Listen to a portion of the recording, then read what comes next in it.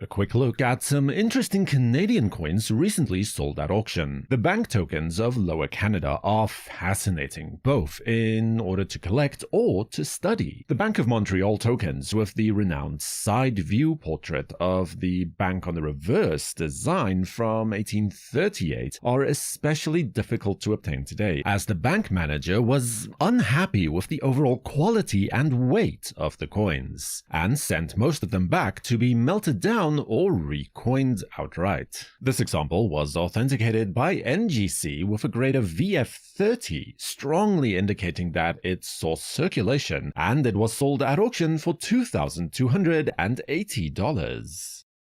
In 1948, the Canadian Mint had a conundrum on their hands. India was granted independence in 1947, but their obverse tooling still declared King George VI as the Emperor of India, and the new master tools would not arrive for several more months still. At the same time, they also desperately needed the coins for circulation. The solution? Well, they started making 1947 dated dollars, but added a small maple leaf next to the date to indicate that they were minted in 1948. One of those coins, with the doubled HP variety atop of that, was sold at auction, graded by NGC as uncirculated details, for $336. Then, when the correct tooling and obverse image finally arrived, they could resume minting coins with the correct date of 1948. But because it took so long, only 18,780 coins were actually struck with the correct date and obverse. This example is graded by NGC as MS62 and sold at auction for $2,340. The Prince Edward Island 1-cent coins from 1871 is a single-year type coin. In fact, it is the only coin in the Prince Edward Island decimal series, a single issue, the shortest coin series in the world. They adopted the decimal system in 1871 and joined the Confederation in 1873, negating any need for any further coins completely. This lustrous example was graded by PCGS as MS67 red and sold at auction for the sum of $2,640. When the Ottawa Mint was initially established, it was always a part of the plan to mint true Canadian decimal gold coins, right alongside the British sovereigns. But it wasn't until 1912 when the first of these coins were to be released. At first, the plan was to mint a $2.5, $5, $10, and $20 gold coins to mirror the American quarter, half, full and double eagle coins. But those plans were then truncated to only a $5 and $10 coins. These were only minted until 1914. This outstanding 1914 example of the $10 coin was graded by PCGS as MS65 and sold at auction for $2,760.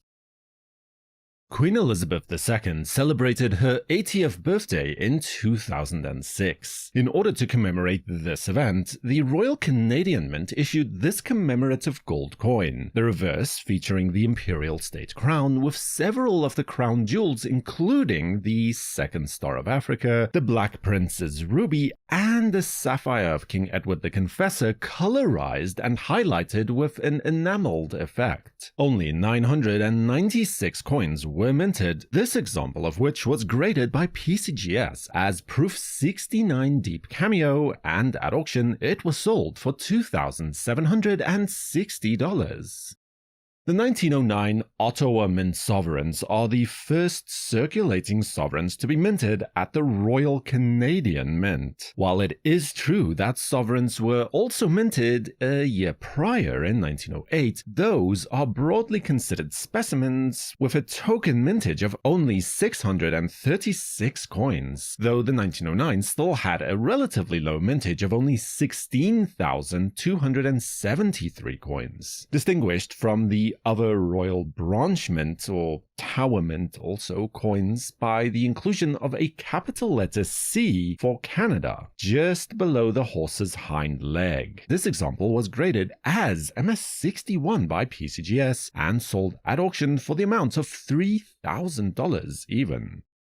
In 1911, there was a scandal as the public decried the Royal Canadian Mint for omitting a portion of the King's official title on that year's 50-cent coin. You see, the Godless 50 cent, as it is now known, did not include the De Gratia portion of the Latin titles, which translates as by the grace of God. The error was then subsequently corrected in the 1912 coin and moving forward from there, but they did effectively create an unintentional single-year type coin in the process. This example of which was graded by PCGS as MS64 and was sold at auction for $3,360.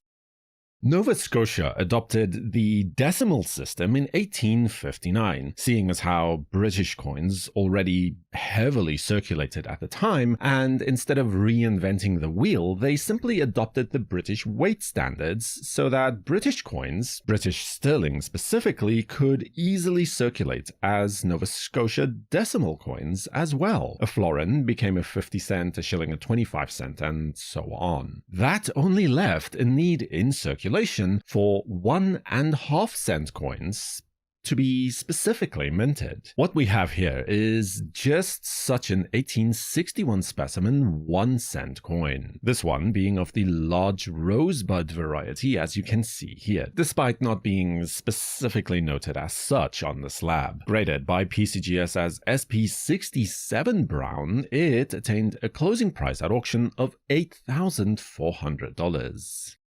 In fact, a good representation of a Nova Scotia pattern 1 cent coin was also on offer. This 1861 pattern with the large bust obverse design features a slightly redesigned portrait of Queen Victoria. The easiest way to tell the difference is simply to compare the way that the Queen's hair is styled, large and small busts respectively when compared to the previous coin we looked at, where the large bust has a larger bun at the back, and on the small bust, her hair is styled in a manner more delicate. This example was graded as SP66 red-brown by PCGS and at auction was sold for the sum of $5,280.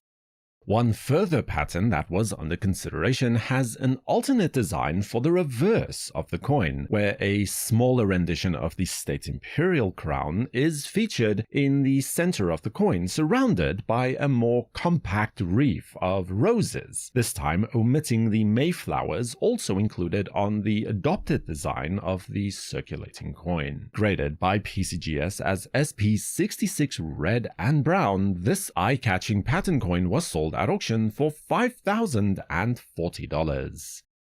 Since Newfoundland technically remained a separate dominion in the British Empire, apart from Canada until 1949, at which time it joined the Confederation as the 10th province, it has a much longer and more storied history of decimal coinage than most Canadian territories. This 1885 Newfoundland 1 cent coin is the sole finest known of the issue and comes with a storied provenance, including the Norweb collection, from a series low mintage of only 40,000 coins. This example is graded by PCGS as MS65 red, and at auction it sold for the spectacular price of $10,800. Subscribe to WNN and activate notifications with the bell icon to know when new videos are released. For the World Numismatic News, I am Numisman saying thank you for watching, keep collecting, and have a fantastic day.